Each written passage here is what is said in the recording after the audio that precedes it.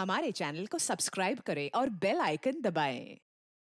हाय, मैं हूं आदित्य श्रीवास्तव और आप मुझे अभिजीत के नाम से जानते हैं। For more episodes of CID, subscribe to live crime and hit the bell icon.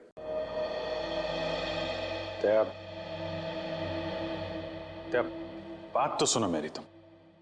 क्यों? अब भी कुछ बचा है कहने के लिए? मैं जानता हूं तुम मुझसे नाराज हो क्योंकि मैंने तुमसे झूठ बोला है। मगर जानते हो क्यों? क्योंकि उस दिन मैंने तुम्हारे चेहरे पे खुशी देखी थी और उस चेहरे पे मैं दर्द नहीं देख सकता था दया, सिर्फ इसलिए मैंने तुमसे झूठ बोला था। तुम मेरे चेहरे पे दर्द नहीं देखना चाहते थे ना, लेकिन तुमने खुशी क्यों छीन ली मेरी? हाँ? तुम जानते थे कि श्रेया से मैं अपने दिल की बात नहीं कह सकता था, मुझ में इतनी हिम्मत नहीं थी, इसलिए मैंने वो सारी बातें उस चिट्ठी में लिख दी और सोचा कि मेरा सबसे अच्छा दोस्त वो चिट्ठी श्रेया तक पहुंचाएगा। मगर इतना सब कुछ हुआ, तुमने वो चिट्ठी उसे नहीं दी। क्यों? तुमने ऐसा क्यों किया मेरे साथ? वो एक्चुअली नहीं, शायद अभिजीत तुम्हारे पास इस बात का जवाब नहीं है। मेरे जवाब की बात नहीं है दया, किसी और का जवाब है जो मैं नहीं दे सकता। किसका जवाब है? मैं नहीं बता सकता दया। अभिजीत, पहेलियों में बातें मत करो, तुम दोस्त हो ना, खुल के बात करो, खुल के बात करो। यार वो बात नहीं है, दोस्ती के लिए तो मैं अपनी जान भी दे सकता हूं। हाँ, झूठ भी बोल सकते हो। क्यों? हाँ, मैंने तुमसे झूठ बोला है, लेकिन तुम्हारे लिए झूठ बोला। तुम्हें तकलीफ ना हो इसलिए झूठ बोला। तो मुझे तकलीफ नहीं हुई? हाँ? मैं खुश हूं, मगर सिर्फ और सिर्फ तुम्हारे वजह से मैं इस तरह से खुश हूं, तुम्हारे वजह से।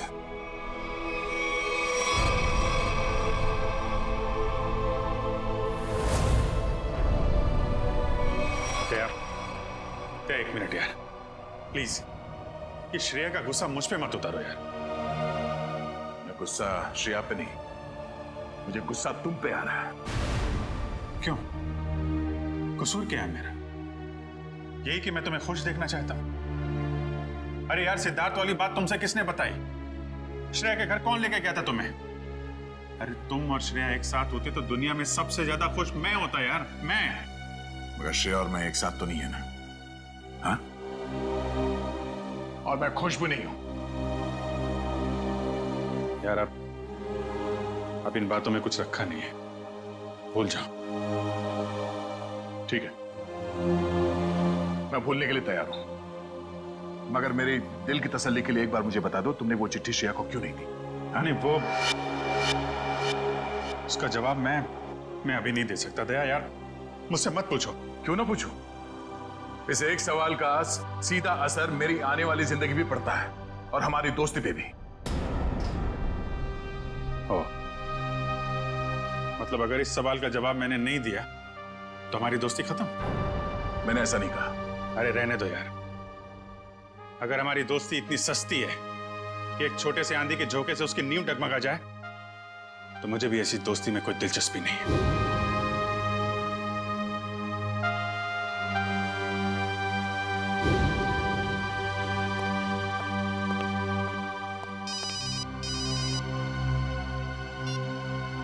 Hello,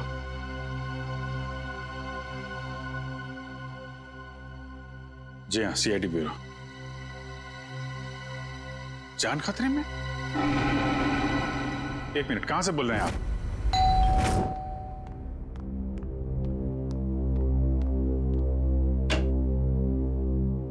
CID? जी हाँ।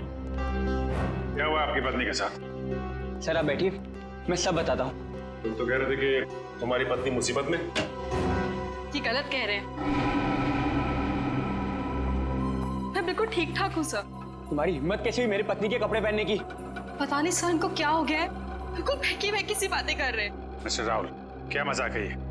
अगर आपकी पत्नी ठीक ठाक है तो सीआईडी का वक्त बर्बाद करने से क्या फायदा? सर मैं सीआईडी का वक्त बर्बाद नहीं कर रहा हूँ सर। नम्रता सच में बहुत बड़ी मुसीबत में है। दरअसल कुछ घंटे पहले लगता आ गई।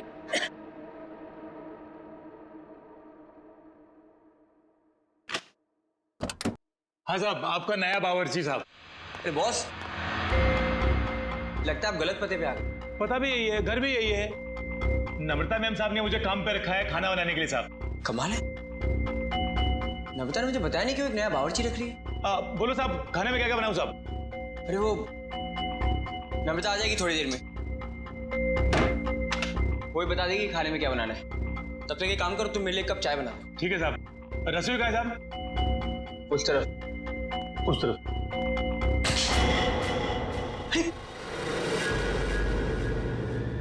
ये चाकू?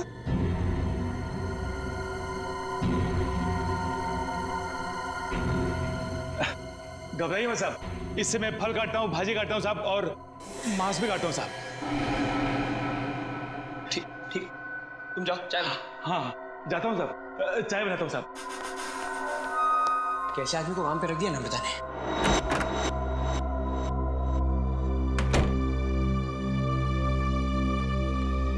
अरे क्या साहब, डर गए क्या? ऐसे अचानक सामने आ गए तो कोई भी डरेगा ही ना। ये लो साहब, आपकी कॉफी। मैंने चाय बोली थी। क्या साहब, आपने कॉफी तो मंगाया था साहब, वही लाया हूँ साहब। अरे यार, मैंने चाय बोली थी। अरे कैसे बदतमीजी से बात कर रहे हो तुम? अरे एक तो गलती कर रहे हो, ऊपर से बदतमीजी से बात कर रहे हो मेरे साथ। कैसा आदमी रख दिया है। सॉरी डार्लिंग, आने में थोड़ी देरी होगी। वो मॉल में ना अच्छी सी सेल लगी है तो कुछ ज्यादा ही शॉपिंग कर ली। एक्सक्यूज मी, कौन है आप? और यूं घर में कैसे घुसे चली आ रही है? अच्छा जी, मैंने कुछ ज्यादा खर्चा कर दिया तो इसलिए तुम अपनी पत्नी से ऐसे बात करोगे? पत्नी? कौन हो तुम? और नम्रता कहाँ है? तुम्हारे सामने। अच्छा, अब समझ में आया। मेरी पत्नी ने ही कहा है ना तुम्हें मेरे साथ मजाक करने के लिए, है ना? राहुल, तुम्हें क्या हो गया? क्यों बहकी बहकी बातें कर रहे हो? बहुत हो गया ये बकवास। हाँ, कहाँ है नम्रता? मैं अभी नम्रता को फोन करता हूँ।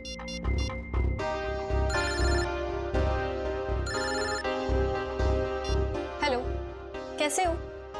अब यकीन हो गया? बहुत हो गया ये बकवास, बहुत हो गया मजाक। कहाँ है नम्रता? बताओ मुझे, नम्रता कहाँ है? कहाँ है नम्रता? क्या किया नम्रता के साथ? राहुल, तुम ठीक तो हो? बुखार बुखार तो नहीं है? छुओ मत मुझे, हाथ मत लगाना मुझे। ये तुम्हें नम्रता ने काम पे रखा था ना? हाँ साहब। कब रखा था? कल। यहाँ और बताओ, क्या यही नम्रता है? हाँ साहब, यही तो है नम्रता मैम साहब। देखो यार, वो कुछ छोटी मोटी चाय कॉफी के बहस करे थे, तुम झूठ मत बोलो। कौन है ये? नहीं साहब, मैं सच बोल रहा हूँ, यही है नम्रता मैम साहब। सुनो बलराम, तुम ना खाने में मिर्ची थोड़ी कम डालना, साहब को तीखा पसंद नहीं है। ठीक है मैम साहब। क्या हो रहा है यार? ये कुछ तो करना पड़ेगा। क्या करूं? शेडी को फोन करता हूँ।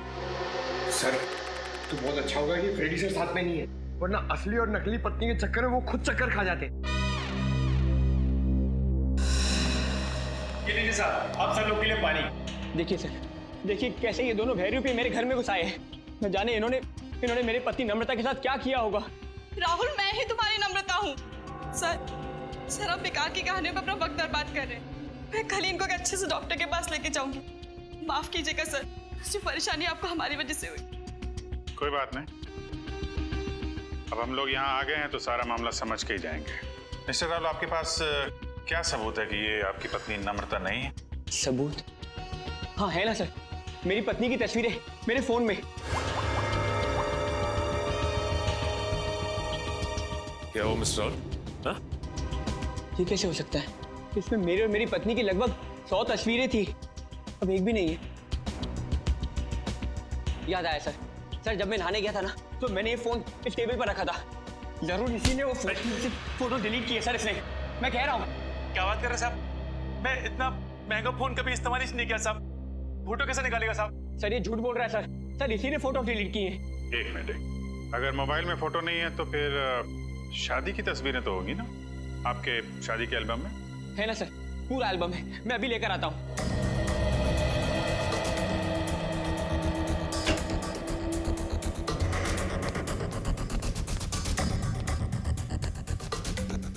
सर ये लीजिए सर, हमारी शादी का एल्बम।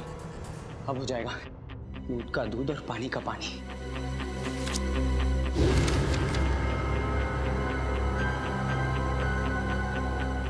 आपका कहना है कि ये आपकी बीवी नम्रता नहीं है? नहीं सर, ये मेरी पत्नी नहीं है। मेरे ख्याल से आप भी ये एल्बम देख लें तो अच्छा रहेगा।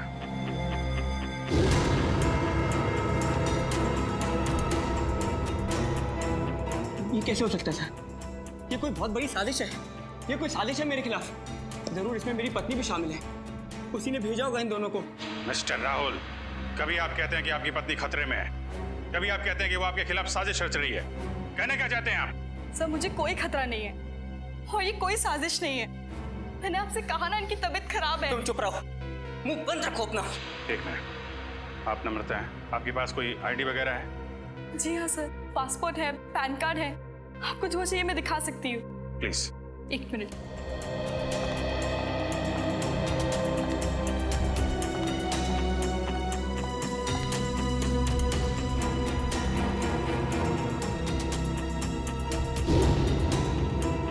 नम्रता, आईडी के हिसाब से तो यही नम्रता है। सर ये भी तो हो सकता है कि इस लड़की का नाम भी नम्रता हो और इसी बात का फायदा उठाकर ये मेरी पत्नी की जगह लेना चाहती हो। सर नाम एक हो सकता है लेकिन जन्मदिन 19 अगस्त 1986। जन्मदिन का भी एक होना ये बहुत ही बड़ा सहयोग है। क्यों राहुल? अच्छा ये बताइए कि आपकी पत्नी का जन्मदिन भी क्या इसी दिन आता है? हाँ सर, तारीख तो वही है पर ये सहयोग भी तो हो सकता है ना सर। ये संयोग है, वो संयोग है। मिस्टर राहुल, हम आपकी बात पे यकीन करें तो करें कैसे और क्यों? सर मैं सच कह रहा हूँ सर, ये झूठ बोल रही है। तुम नम्रता हो ना, तो ये बताओ कि हमारी शादी की सालगिरह कब है? बताओ ना, हमारी शादी की सालगिरह कब है? देखा सर, ये नहीं जानती है, ये झूठ बोल रही है। बताओ ना, हमारी शादी की सालगिरह कब है? 14 फरवरी। सर राहुल मुझसे बहुत प्यार करते हैं। वैलेंटाइंस डे पे गोवा में हमने शादी की थी। सर ये पूरी तैयारी कर कर आई है। इसने मेरे पत्नी से सब पहले ही पूछ लिया होगा। कोई और सवाल पूछ के देखो। हाँ, ये बताओ कि तुमने चॉकलेट कहाँ छिपाई? चॉकलेट? ये चॉकलेट का क्या चक्कर है? सर मुझे डायबिटीज है पर फिर भी मुझे चॉकलेट खाना पसंद है। इससे नम्रता अक्सर मेरी लाई हुई चॉकलेट छिपा देती है, जो बात इसे नहीं पता। अगर तुम नम्रता हो तो बताओ कि तुमने चॉकलेट कहाँ छिपाई है? बताओ, तुमने चॉकलेट कहाँ छिपाई?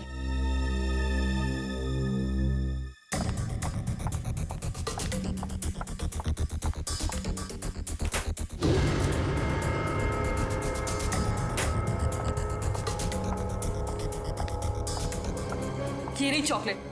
मैं तुम्हें खाने नहीं दूंगी, डायबिटीज है तुम्हें। मुझे डायबिटीज नहीं है, मुझे दे दीजिए।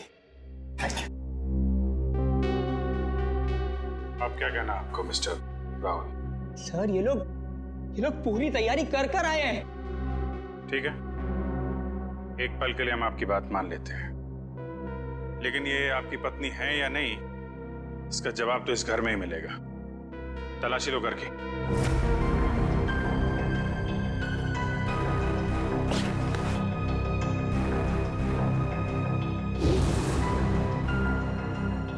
एक काम कीजिए, आप लोग अपने माता पिता को यहाँ बुलाइए, अभी पता चल जाएगा। सर मेरे माँ बाप तो दुनिया में नहीं रहे। सर मेरे भी नहीं है।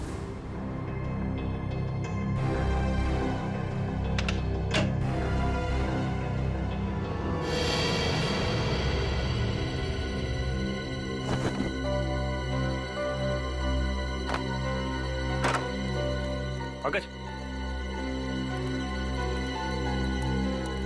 ऐसी जगह पे ये डस्टबिन कैसे पड़ा? तो कोई रिश्तेदार दोस्त वो तो होंगे इस शहर में ना, उनको बुलाइए। सर दरअसल हम कुछ ही दिन पहले बैंगलोर से यहाँ शिफ्ट हुए हैं। यहाँ हम किसी को भी नहीं जानते। ओह, तो तुमने ये भी पता लगा लिया है?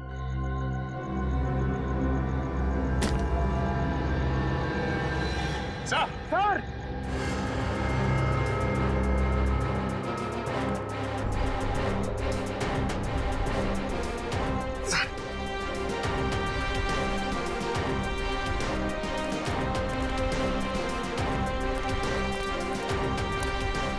सर, लाश।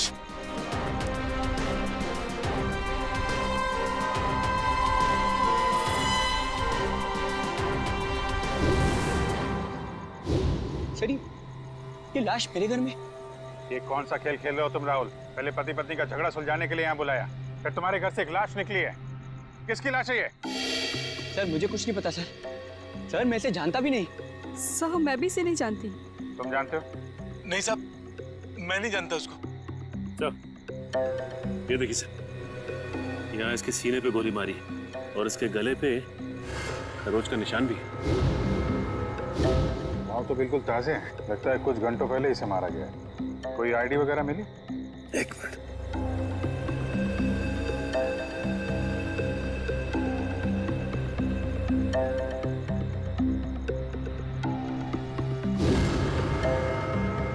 सर इसका नाम पुलकित रॉबिन है। पुलकित रॉबिन? सर मैंने इसका नाम कहीं पढ़ा है। पढ़ा है? कहाँ पढ़ा है? अरे सर ये तो एक बहुत ही मशहूर टीवी सीरियल राइटर है सर, साउथ बहू का सीरियल। मैं देखता हूँ सर। एक टीवी सीरियल राइटर की लाश मेरे घर में? पंकज, मोबाइल पे देखो, इंटरनेट पे इस पुलकित रॉबिन की फोटो निकालो। देखो कहीं ये वही आदमी तो नहीं।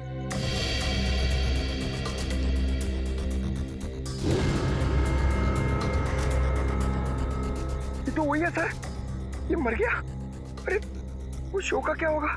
मैं तो हर एपिसोड देखता था। अभी अभी एक नया अच्छा ट्रैक चालू हुआ था। सर मैं तो ये सब में फंस नहीं जाऊंगा ना सर? मिस्टर राहुल, तुम्हारे घर से एक लाश मिली है। लाश जब तक खूनी पकड़ा नहीं जाता आप सब लोग हिरासत में रहेंगे। सचिन, घर सीज कर दो और इस पुलकित रॉबिन का एड्रेस निकालो। अब राधिका समीर से कहेगी दूर हो जाओ मेरी नजरों से, मैं तुम्हारी शक्ल भी नहीं देखना चाहती। समीर राधिका की नजरों से दूर हो ना हो, लेकिन हम सीआईडी वाले आपकी नजरों से दूर नहीं होने वाले। सीआईडी? और मेरे घर में? जी, वैसे आप राइटर्स लोगों का काम बहुत मुश्किल होता है ना, इतना पेचीदा ताना बाना मुनना पड़ता है, कभी कहानी का, कभी किरदारों का और कई बार खून का। दरअसल मैं समझी नहीं, आप लोग यहाँ क्यों आए हैं? दरअसल हम आपसे खून के बारे में पूछताछ करने आए, मगर अगर आप चाहें तो अगले हफ्ते देविका के साथ शो में क्या होने वाला है ये हमें बता सकती हैं, क्योंकि पुलकित जी तो रहे नहीं। क्या पुलकित सर का खून हो गया? कब और कैसे? ये तो अब आप ही बता सकती हैं। मैं? मुझे कुछ नहीं पता। इतनी भोली बनने की जरूरत नहीं है आपको। हम पुलकित के घर से आ रहे हैं। पुलकित की पत्नी ने बताया कि आप पुलकित की असिस्टेंट हैं। और कल शाम वो आपसे मिलने के लिए ही घर से निकले थे, मगर वापस पहुंचे ही नहीं। ये बात सच है, मैं और पुलकित सर कॉफी शॉप में मिलने वाले थे, लेकिन वो वहाँ पहुंचे ही नहीं। कौन सी coffee shop? IG coffee shop. वही जो बैरिक्स रोड पे? हाँ जी वही। मगर पुलकित की लाश हमें मिली सृष्टि नगर में, और ये बैरिक्स रोड सृष्टि नगर से बहुत दूर है। तो इसका मतलब ये है कि तुमने पुलकित को कॉफी शॉप पर बुलाया, उसके बाद उसे बहला फुसलाकर तुम सृष्टि नगर ले गई और वहां तुमने उसका खून कर दिया। नहीं, ये बात गलत है। मैं ऐसा क्यों करूंगी? क्योंकि तुम पुलकित से जलती थी और तुम पुलकित की जगह लेना चाहती थी, इसलिए तुमने पुलकित का खून कर दिया। ये सब झूठ है। मैं 8 बजे से लेकर 11 बजे तक उनका इंतजार करती रही, पर वो वहां पर पहुंचे ही नहीं। मैं घर वापस आ गई क्योंकि उनका फोन भी नहीं लग रहा था। आपकी बात में कितनी सच्चाई और कितना झूठ, ये बहुत जल्द पता लग जाएगा। आप हमारे साथ चलिए। मगर कहाँ? ये सब क्या है? आप लोग हमें यहाँ क्यों लाए हैं? कोई कुछ बता क्यों नहीं रहा है हमें? एक मिनट, शांत हो जाए मैडम, सब कुछ पता चल जाएगा। मैं पुलकित की पत्नी हूँ और आप मुझ पर भी शक कर रहे हैं। हम किसी पर शक नहीं कर रहे, हम अपनी ड्यूटी कर रहे। ये आप प्लीज अपना हाथ आगे बढ़ाइए, हम लोगों को आपके खून के सैंपल्स लेने हैं। खून का सैंपल? मगर क्यों? क्योंकि पुलकित की गर्दन पर हमें कुछ खरोंच के निशान मिले हैं और उस खरोंच में नेल पॉलिश के ट्रेसेस हैं। इसका मतलब साफ है, पुलकित के खून में किसी लड़की का हाथ है। लाइए हाथ आगे कीजिए। फिलहाल इस केस में लड़कियां सिर्फ आप तीनों ही हैं। सर आप लोग खूनी को ढूंढने में इतनी मेहनत करें, प्लीज मेरे पत्नी को भी ढूंढिए ना। न जाने नम्रता किस हाल में होगी, कहाँ होगी। फिर वही बात राहुल, कब तक खेलोगे ये खेल? और मैं एक बार नहीं बार बार कह चुकी हूँ कि मैं ही तुम्हारी नम्रता हूँ। चुप हो जा तुम, कितना झूठ बोलोगी? क्या चाहिए तुम्हें? पैसे चाहिए ना? कितने पैसे चाहिए तुम्हें मेरे घर और मेरी जिंदगी से जाने के लिए? क्या? मैं और पैसे? कैसी बात कर रहे हो तुम राहुल? मिस्टर राहुल, आपके पास आपकी पत्नी का फोटो नहीं है, चेहरा तो याद है, कम से कम उनका स्केच तो बनवा सकते हैं। जी सर, जरूर। ये बाल आगे से, हाँ यहाँ से थोड़े और लंबे। सर, हमारे क्रिमिनल डेटाबेस में इस बावर्ची का कोई रिकॉर्ड नहीं है। देखा साहब, मैं बोल रहा था ना साहब, मैं एकदम निर्दोष है साहब, मुझे जाने दो ना साहब। ठीक है, तुम जा सकते हो, मगर याद रख तुम शहर से बाहर नहीं जाओगे और जब भी बुलाया जाए ब्यूरो आ जाना। ठीक है। पता नहीं किसका स्केच बनवा रहे हैं ये, मैं तो यहाँ बैठी हूँ। Sir. Okay, thank you Paresh. तो राहुल, स्केच ठीक बना?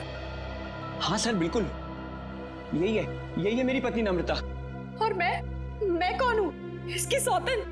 पता नहीं सर किस लड़की का चेहरा है ये, किसका चेहरा बनवाया इन्होंने, मुझे तो समझ में नहीं आ रहा। किसकी नजर लगी है हमारी हंसती खेलती जिंदगी को। सर इसके आंसू पे मत जाइए, ये मगरमच्छ के आंसू है। ये इन्हें हथियार बना के मेरे खिलाफ इस्तेमाल करना चाहती है, मुझे फंसाना चाहती है सर। राहुल, अगर तुम्हें मेरे साथ नहीं रहना तो साफ साफ कह दो ना, मैं तुम्हें डिवोर्स दे दूंगी। पर ये सब ड्रामा करने की क्या जरूरत है? सर ये पुलकित के कॉल रिकॉर्ड्स हैं। उसने जेनिफर के साथ में शाम को 5 बजे बात की थी और ठीक 1 घंटे बाद उसे लैंडलाइन नंबर से फोन आया था सर। अच्छा, ये लैंडलाइन नंबर है किसका, कुछ पता किया? हाँ sir, Bhavesh imports and exports नाम है कंपनी का। क्या कहा आपने? Bhavesh imports and exports? हाँ, क्यों? आप इस कंपनी के बारे में जानती हैं? हाँ सर, मैं जानती हूँ। राहुल इसी कंपनी में तो काम करते हैं। आप लोग मेरी तरफ इस तरह क्यों देख रहे हैं? मैंने उसे फोन नहीं किया है सर, मैं तो उस पुलकित को जानता तक नहीं हूँ। बुधवार शाम 6 बजे तुम अपने ऑफिस में थे या नहीं? 6 बजे ठीक तरह याद तो नहीं आ रहा, पर शायद तब तक मैं ऑफिस से निकल गया था सर। देखो राहुल, शायद से तो काम नहीं चलेगा। सर अगर आप लोगों को मेरे पे विश्वास नहीं है तो आप लोग मेरे ऑफिस चल के पूछताछ कर सकते हैं। ठीक है, तो चलकर पूछताछ कर लेते हैं तुम्हारे ऑफिस में, और ये भी पता कर लेते हैं कि जो स्केच तुमने बनाया है ऐसी कोई लड़की है भी या नहीं। एक बार शर्मा जी बस पहुंचा दीजिए, मैंने चेक कर लिया। उन्हें बोलिए डेंटिंग का प्रोसेस चालू था। अरे राहुल, तुम यहाँ पर इस वक्त और आज ऑफिस नहीं है? और ये लोग कौन है? सर ये लोग सीआईडी से हैं। सीआईडी? जी सर। क्या बात है, बताओ। क्या बताऊं सर, मैं एक बहुत बड़ी मुश्किल में फंस गया हूँ। कैसी मुसीबत? लाश मिली इनके घर के बैकयार्ड से। व्हाट? ये मैं क्या सुन रहा हूँ? कहीं तुम्हारा इसमें कोई हाथ तो नहीं है? नहीं सर, मेरा इसमें कोई हाथ नहीं है। मैं तो उस पुलकित रॉबिन नाम के आदमी को जानता तक नहीं जिसकी लाश मेरे घर से मिली है। मिस्टर भावेश, आप अपने जरा सारे स्टाफ को बुलाएंगे। सुमित,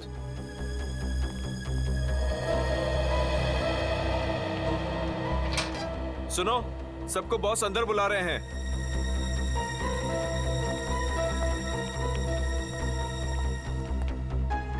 इस फोटो को देखिए, ये आदमी पुलकित है जिसकी लाश हमें राहुल के घर से मिली।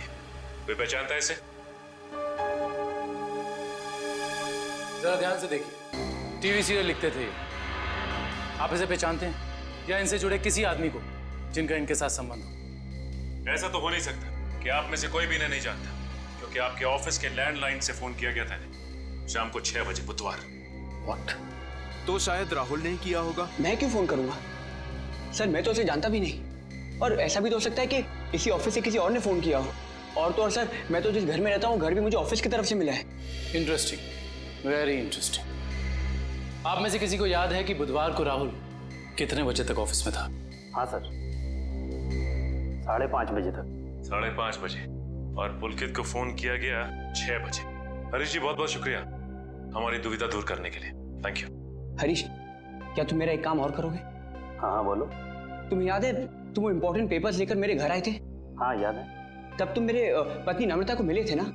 हाँ राहुल, लेकिन उस बात का इस खून से क्या लेना देना है? लेना देना है, क्योंकि एक अनजान औरत मेरे घर में घुस आई है और मेरे पत्नी होने का नाटक कर रही है। क्या तुम प्लीज उसे चल के मेरे लिए पहचान सकते हो? हाँ श्योर। कहाँ है वो औरत? नीचे हमारी गाड़ी में बैठी हुई, आइए हमारे साथ। देखना सर, अब इस औरत का भांडा फूट जाएगा। धीरज रखिए, अभी पता चल जाएगा। अरे हरीश जी, कैसे हैं आप? हेलो नम्रता, मैं ठीक हूँ, तुम कैसी हो? क्या बताओ, पता नहीं राहुल को क्या हो गया है। हरीश, ये तुम क्या कह रहे हो यार? ये मेरी पत्नी नम्रता नहीं है। व्हाट? ये कैसी बात कर रहे हो राहुल? यही तो नम्रता है, तुम्हारी पत्नी, जिससे तुमने मुझे मिलवाया था। अब क्या कहना है मिस्टर राहुल आपका? है कोई जवाब आपके पास? हरीश, लगता है तुम्हारी आंखों का नंबर बढ़ गया है। जाके अपनी आंखें टेस्ट करवाओ। तुम एक ही बार मिले इसलिए शायद इसे पहचान नहीं पा रहे हो। हाँ मिस्टर राहुल, मेरे चश्मे का नंबर जरूर बढ़ गया है, लेकिन मेरी याददाश्त कमजोर नहीं हुई है। यही नम्रता है। यकीन नहीं होता ये सब में तुम भी शामिल हो। सर, मैं कह रहा हूँ पुलकित के खून में ना इसी का हाथ है। अरे ये कैसी बात कर रहे हो राहुल? तुम्हारा दिमाग खराब हो गया है? सर, ये झूठ बोल रहा है। मैं ठीक कह रहा हूँ सर। राहुल, ठीक और गलत का फैसला हम लोग करेंगे, आप नहीं। सर, मैं आपको कुछ बताना चाहती हूँ। सर, कुछ साल पहले राहुल को एक मानसिक बीमारी थी और शायद उन्हें वो बीमारी वापस हो गई है। क्या? इतनी बड़ी बात तुमने हमसे छुपाई क्यों? ये भी पता कर आई हो तुम? सर, ये सच है कि मुझे बीमारी थी, पर अब मैं बिल्कुल ठीक हूँ। अब चाहे तो बैंगलोर में मेरे साइकियाट्रिस्ट से बात कर सकते हैं। हाँ सर, मैं भी वही कह रही हूँ। ये बिल्कुल ठीक हो गए थे, पर शायद इन्हें दोबारा दौड़ना पड़ रहा है। ये मुझे पहचानने से इनकार कर रहे हैं। सर, शायद इन्होंने ही पुलकित को मारा होगा। चुप हो जाओ तुम। एक तो मेरी बीवी को गायब कर दिया, ऊपर से मेरे पे झूठा इल्जाम लगा रही है। मैं इसे जान से मार दूंगा। पीछे हो। क्या बिगाड़ा है मैंने राहुल तुम्हारा? सर प्लीज, राहुल को अपनी कस्टडी में ले लीजिए सर। देखिए ना, अपनी पत्नी को दिन दहाड़े जान से मारने की धमकी दे रहा है ये। पुलकित का खून राहुल ने किया है या किसी और ने, इसका पता तो हम लगा ही लेंगे। मगर ऐसा तो हो नहीं सकता कि पुलकित को मरते हुए किसी ने देखा या सुना ना हो। उस मोहल्ले के लोगों से पूछताछ करनी होगी। सर, आसपास के सभी घरों में हमने पूछताछ कर ली है, बस ये एक आखिरी घर बाकी है। चलो यहाँ भी पूछ के देखते हैं। संभल के।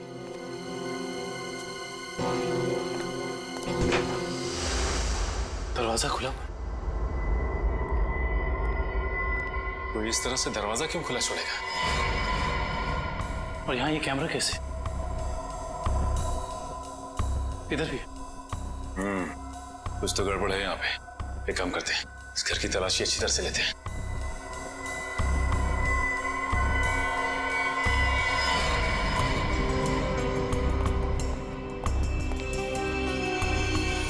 सर जल्दी आइए।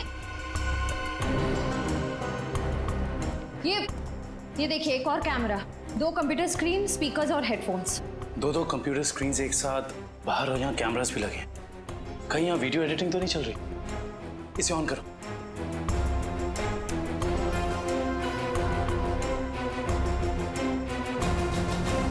हाँ साहब, आपका नया बावर्ची साहब। लगता है आप गलत पते पे आ गए। नम्रता मैम ने मुझे काम पे रखा है खाना बनाने के लिए। चाय बनाता हूँ साहब। अरे जाओ ना। अभी क्या है? सॉरी डार्लिंग, आने में देर हो गई। वो मॉल में ना सेल लगी थी, तो कुछ ज्यादा ही शॉपिंग करनी। माय गॉड, ये कैमरा लगा के राहुल के घर पे नजर रखे हुए। क्या हुआ आपकी पत्नी के साथ? सर आप बैठिए, मैं सब बताता हूँ। सिर्फ राहुल की नहीं, सीआईडी की भी। मैं तो बिल्कुल ठीक ठाक हूँ। सर, एक बात समझ में नहीं आ रही है, इतनी दूर से सीआईडी का वक्त बर्बाद करने से क्या फायदा है? मगर ये आवाज इतनी क्लियर कैसे आ रही है? मैं भी आया। सर,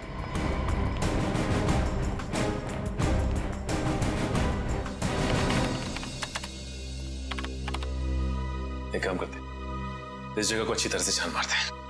हो सकता है यहाँ कुछ मिल जाए। हाँ?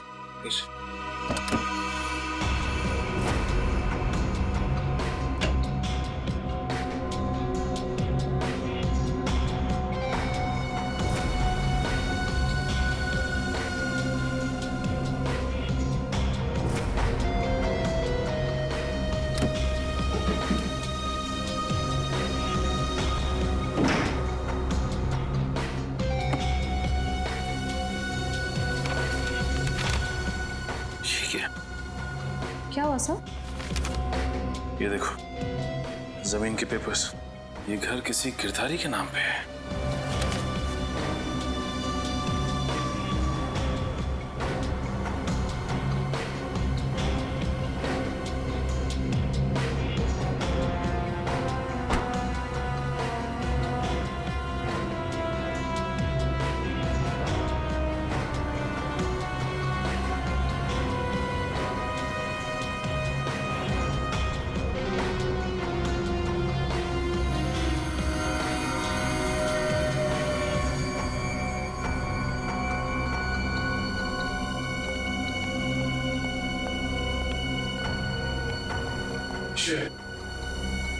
तुम्हारे सारे सवालों का जवाब ये माइक है जो मुझे राहुल के घर से मिला।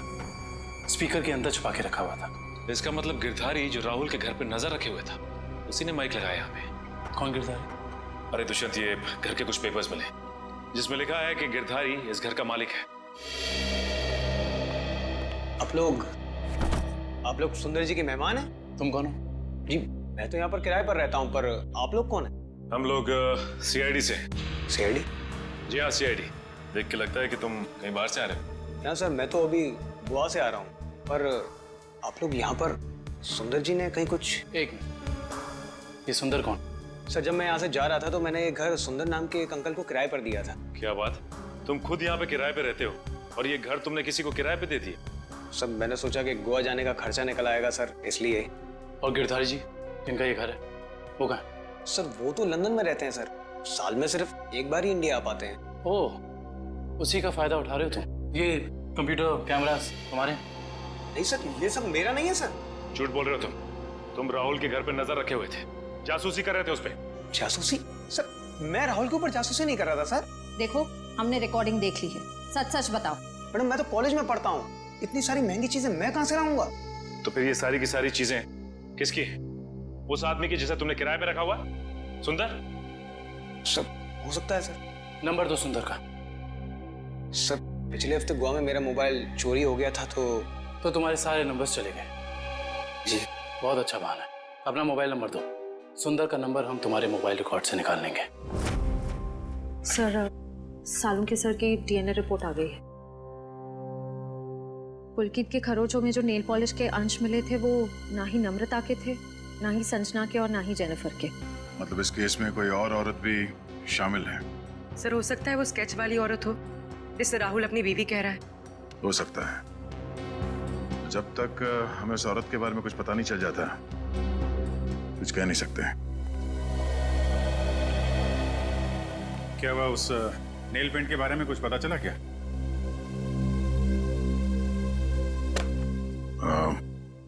पूरी मुझे कुछ काम है, मैं बाद में आता हूँ।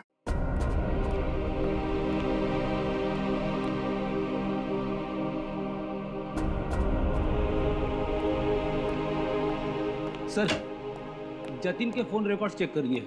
सुंदर का नंबर तो नहीं मिला, मगर किसी मनीष नाम के आदमी का नंबर मिला है। करता क्या है मनीष? सर कैमरास और रीडिंग मशीन किराए पे देता है। मनीष? इस मनीष से मिलना पड़ेगा। सर यही है वो सुंदर अंकल जिन्हें मैंने अपना घर किराए पे दिया था। कौन सुंदर? मैं मनीष हूँ। गलत बात है मनीष जी, आप इतने महंगे कैमरा इक्विपमेंट्स ऐसे ही खुले घर में छोड़ा है। इन्हें तो अरेस्ट करना होगा। बिल्कुल।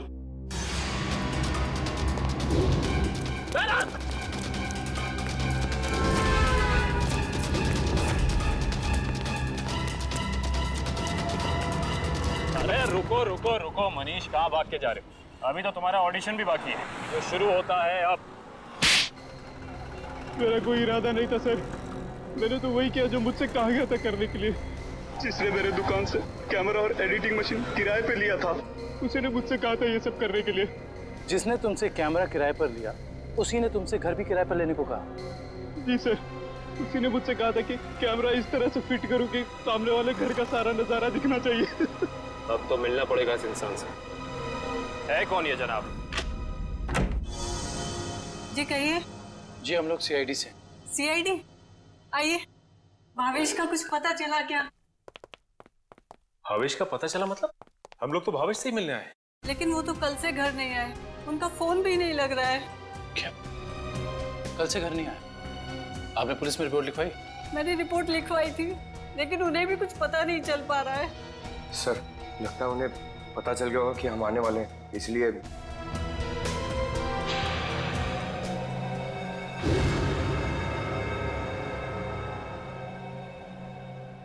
मिनट, क्या ये आपके पति भावेश है? जी हाँ। ये केस तो और पेचीदा बनता जा रहा है। सब मेरे पति भावेश को ढूंढ निकालिए। देखिए मैम, आप चिंता मत कीजिए, अब भावेश का नंबर दीजिए हमें। जी 197985643।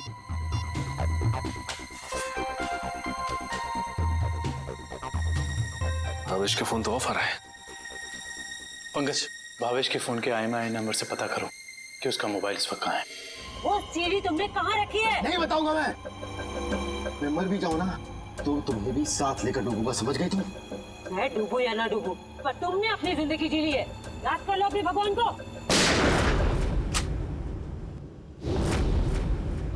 देख क्या रहे हो? खून दो इनको।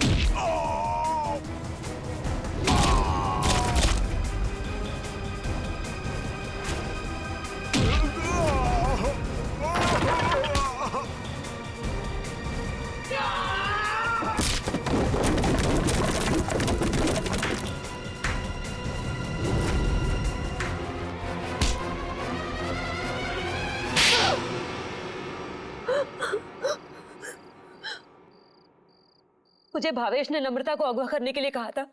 क्यों भावेश, क्या बिगाड़ा था नम्रता ने तुम्हारा? बहुत लंबी कहानी है। कोई बात नहीं मिस्टर भावेश, CID के पास मुजरिमों की दास्तान सुनने के लिए हमेशा वक्त रहता है। शुरू कीजिए अपनी कहानी। ये उस वक्त की बात है जब मैं शहर में नया नया आया था। टेलीविजन की दुनिया में लेखक के तौर पर नाम कमाना चाहता था। अलग अलग तरह की कहानियां लिखी, अलग अलग तरह के किरदारों को जन्म दिया। मेरी आंखों में सिर्फ एक ही सपना था कि किस तरह मेरी कहानी छोटे पर्दे पर साकार हो जाए। मगर तुम्हारा तो इंपोर्ट एक्सपोर्ट का बिजनेस था ना? क्योंकि मेरे साथ कुछ ऐसा हुआ जिसने मुझे मजबूर कर दिया अपने सपनों को कुचलने के लिए। जिसके साथ मैं किराए के घर में रहता था, जिसे मैं अपना दोस्त समझता था, उसने मुझे धोखा दिया। उसने मेरी कहानी चुराई और एक चैनल में बेच दी और रातों रात अमीर बन गया। हर तरफ उसी के चर्चे, उसी की बातें। मैं ये सदमा बर्दाश्त नहीं कर पाया और फिर मैंने अपने करियर को नई दिशा दी और भावेश इंपोर्ट एक्सपोर्ट का बिजनेस शुरू कर दिया। मगर इस सब का मेरी किडनैपिंग से क्या लेना देना है? ये बात सच है कि मैंने अपनी लाइन बदल दी थी, लेकिन ये भी सच है कि मेरे अंदर एक राइटर छुपा हुआ है। टेलीविजन में कुछ कर गुजरने का जुनून है मेरे अंदर। मैंने वापस कलम उठाई और एक अनोखे रियलिटी शो का कॉन्सेप्ट लिख डाला, जिसमें पति पत्नी में से किसी एक की जगह एक अजनबी अगर उनके घर आ जाए तो फिर उस पार्टनर की क्या प्रतिक्रिया होगी। इस तरह का रियलिटी शो लिखा था मैंने। क्या ये सब एक रियलिटी शो था? चैनल को मेरा कॉन्सेप्ट बहुत अच्छा लगा, लेकिन वो ये जानना चाहते थे कि इसे पर्दे पे कैसे उतारा जाए। तो मैंने एक पायलट एपिसोड बनाने के बारे में सोचा और एक्सपेरिमेंट के तौर पर मैंने अपनी कंपनी में आए हुए नए एम्प्लॉय राहुल को शामिल किया। वाह, कमाल है। अगर तुम एक रियलिटी शो ही बनाना चाहते थे तो एक जायज ढंग से भी बना सकते थे। फिर कानून को अपने हाथ में लेने की क्या जरूरत थी तुम्हें? मैंने कोशिश तो की थी जायज तरीके से करने की, लेकिन किसी ने मेरी मदद नहीं की। तो मैंने सोचा कि क्यों ना कुछ दिनों के लिए नम्रता को अगवा कर लिया जाए और फिर मैं अपने दो कलाकारों बावर्ची और नकली नम्रता को उसके घर भेज दूंगा और काम होने के बाद असली अमृता को फिर उसके घर भेज देता। और इसमें वो टीवी राइटर पुलकित रॉबिन, वो कहां से आ गया? पुलकित रॉबिन ही वो शख्स है जिसने मेरे आइडियाज, मेरी कहानी चुराई और मशहूर हो गया। उसे पता चल गया था कि मैं चैनल में कुछ बड़ा रियलिटी शो का आइडिया लेकर जाने वाला हूं। बस उसी की जासूसी करने के लिए यहाँ पर आया हूँ। आज तो पता लगाना ही पड़ेगा कि भावेश कौन सा बड़ा कंसेप्ट चैनल वाले को बेचने वाला है।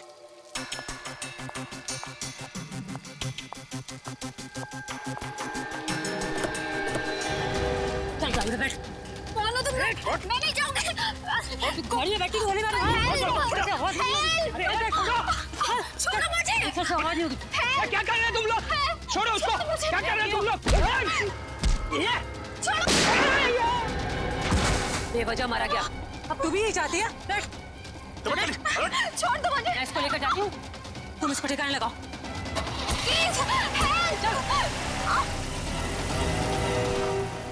घर पहुंचकर जब मैं मेरे लगे हुए कैमरा की फुटेज देख रहा था, तब मैंने देखा कि इस मुन्नी ने पुलकित का खून कर दिया है और मेरे बने बनाए प्लान को चौपट कर दिया।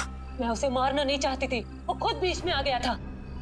और जब आप लोग मेरे ऑफिस आए, तब आप लोगों को देखते ही मैं समझ गया कि अब सीआईडी से बचना नामुमकिन है। मैं बहुत घबरा गया था और उसी घबराहट में मैं यहाँ मुन्नी से मिलने आ गया।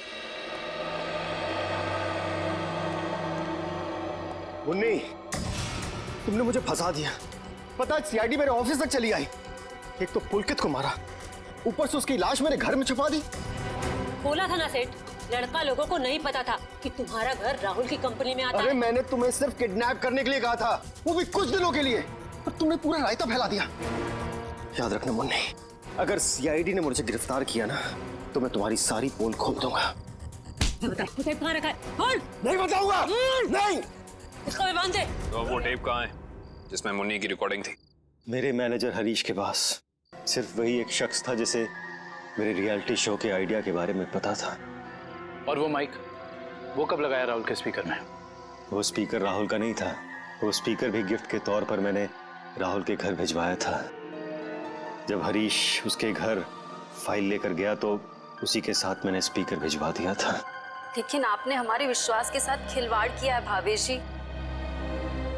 मुझे माफ कर दीजिए। मैं तो बस ये सोच रहा था कि टेलीविजन में मुझे नाम कमाने का इससे अच्छा मौका नहीं मिलेगा, बस इसीलिए मैंने ये सब कुछ किया। मुन्नी को तो फांसी होएगी, तुम्हारा जुर्म भी कुछ कम नहीं है भावेश। बिल्कुल, क्योंकि मिस्टर भावेश आपने एक किडनैपिंग करवाई और उस दौरान एक आदमी का खून हुआ है। आपके भविष्य का फैसला तो अब अदालत करेगी। सर क्या हुआ है? आप लोग मुझे बता क्यों नहीं रहे? जरा रुको, अभी पता चल जाएगा।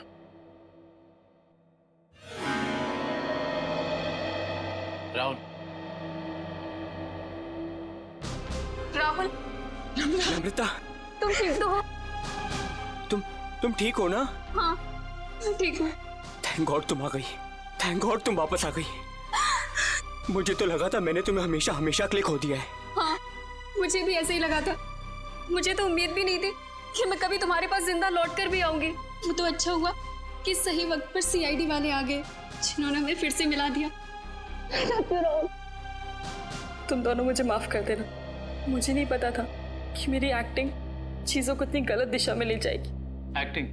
मैडम, माना कि भावेश जी ने आपको वहाँ एक एक्टिंग असाइनमेंट के लिए भेजा था, मगर लाश देखने के बाद और सीआईडी की कस्टडी में होने के बावजूद आपने हमें सच क्यों नहीं बताया? क्योंकि सर, उन्होंने मुझसे कहा था कि कितनी भी टेढ़ी स्थिति क्यों ना आ जाए, मैं अपना काम करना ना छोड़ूं, एक्टिंग ना छोड़ूं। इसलिए मुझे लगा कि वो लाश भी नकली है और सीआईडी भी, सब बस रियलिटी शो का हिस्सा है।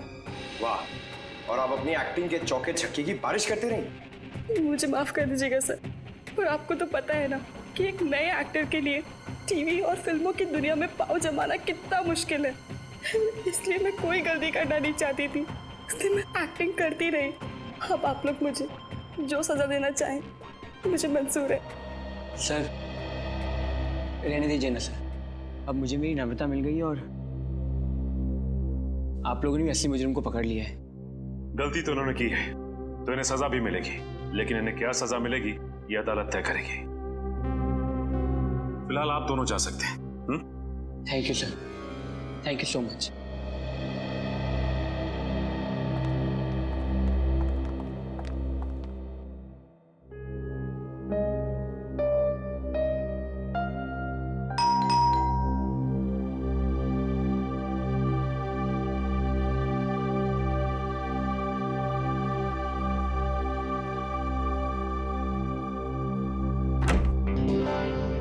तारिका, आवा, अच्छा हुआ तुम आ गई।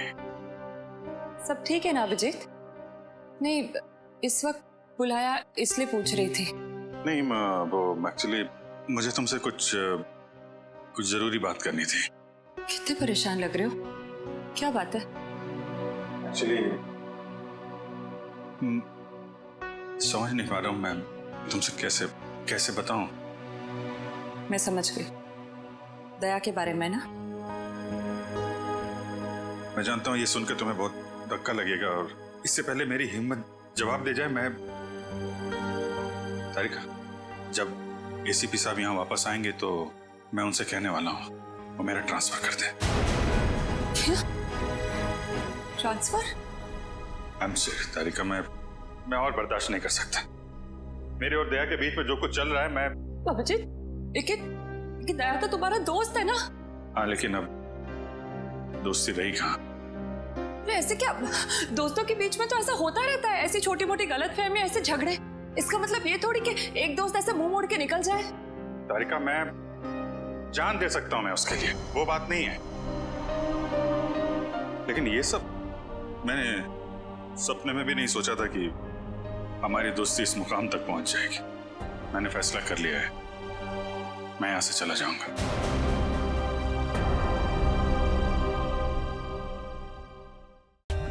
For more updates, subscribe to our channel, click the show links and enjoy watching the videos.